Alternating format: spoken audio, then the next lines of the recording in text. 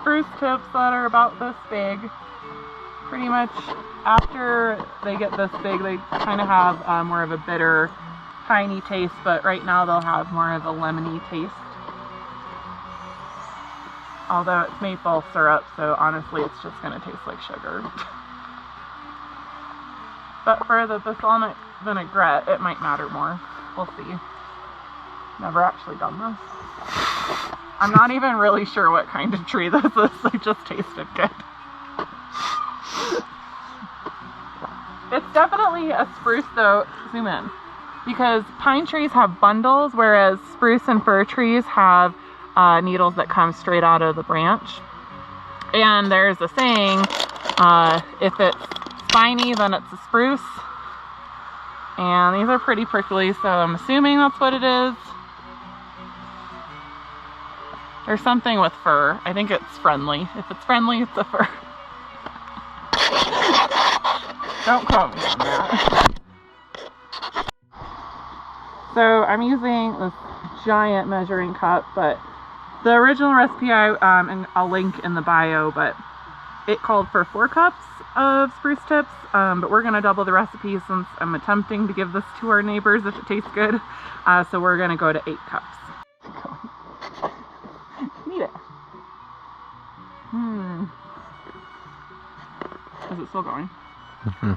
So it still does kind of taste like you're eating a pine tree, but you can definitely taste the citrus in it.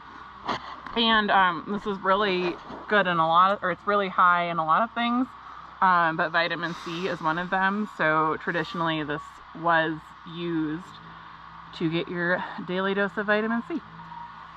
I should have did that in first. Are you supposed to use the top first? I mean, It kind of just tastes like you're eating a tree. But it's good for you. Tastes lemony. So since this tree was already knocked down to make the dog yard, we're going to use all of the spruce tips from it. Generally, what you want to do is you actually want to go to the branches that are getting less sunlight, that probably aren't going to reproduce as much anyway, and pick those ones. Because if you pick too many, the spruce tips are the new buds, and you do want the tree to keep growing. So you want to make sure you're not over picking your spruce tips.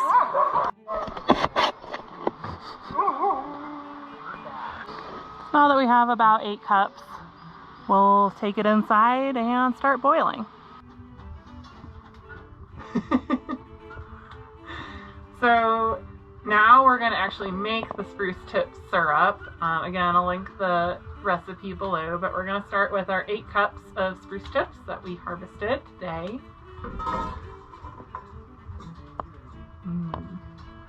And we'll just go ahead and use this again.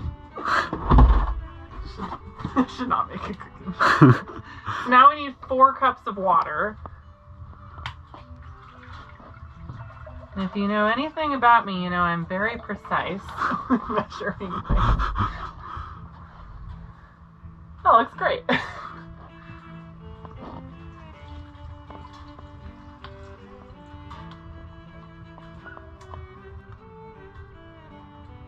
So now we're going to add 4 cups of sugar. And we're pretty sure that this is a half cup. So we'll just go with it.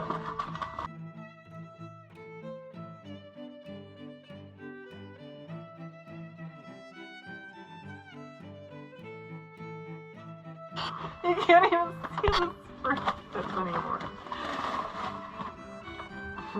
Want a really big chunk just for good measure. Okay, now what do you do? So now we have to stir it.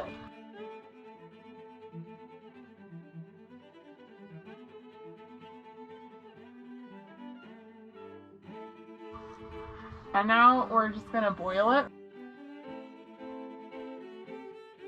Then we're going to let it sit for 24 hours until it cools. And then we'll see you guys back tomorrow.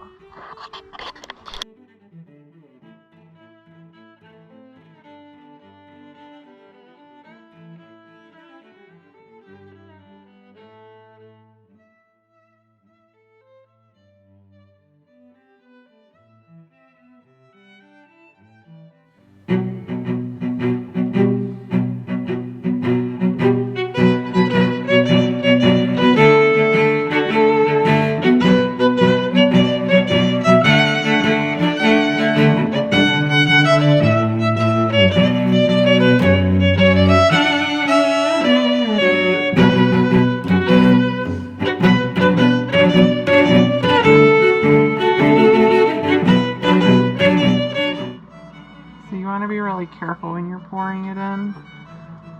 Because You can't hit the glass. I'm not supposed to hit the rim. Because it will crack.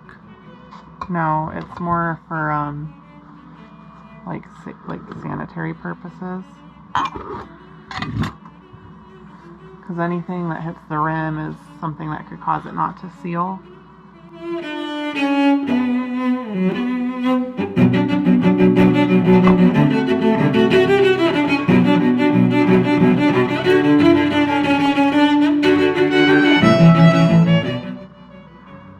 So you want to fill it as close to the top as you can without getting anything on the rim.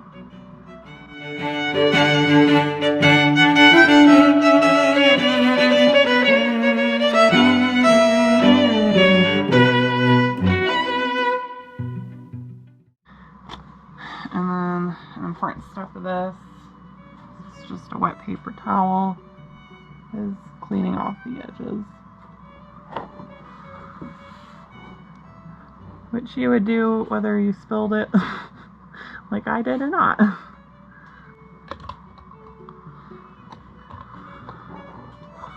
Now the jars are really, really hot, so I'm going to use hot holders while I'm screwing it on.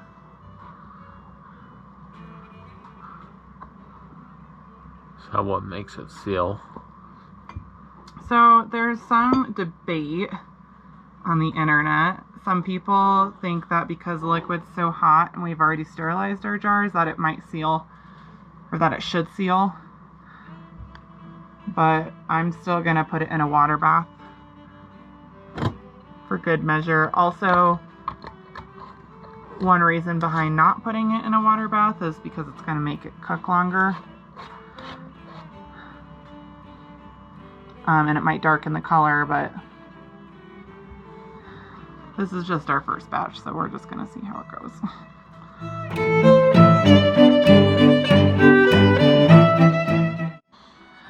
Now, normally, if you're getting into canning, there's a special tool for this that makes it a lot safer.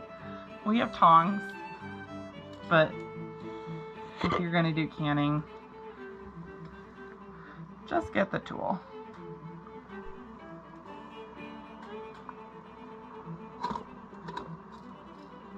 Now, part of a water bath that's important is making sure that the jars are not resting directly on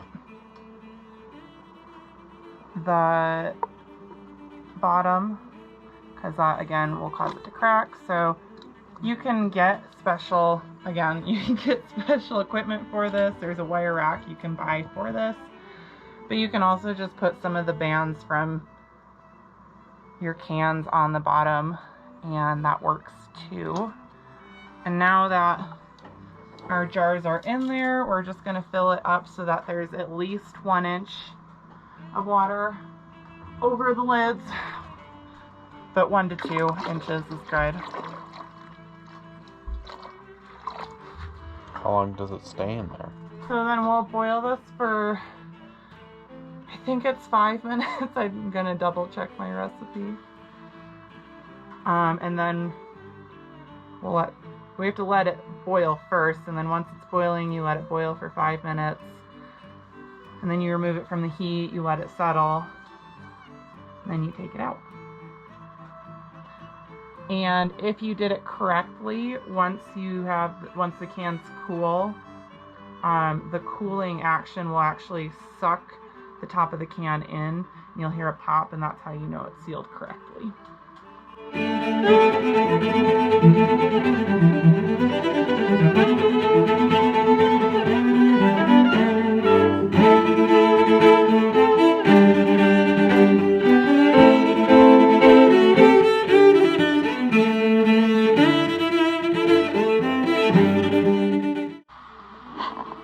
it recording? Do I look?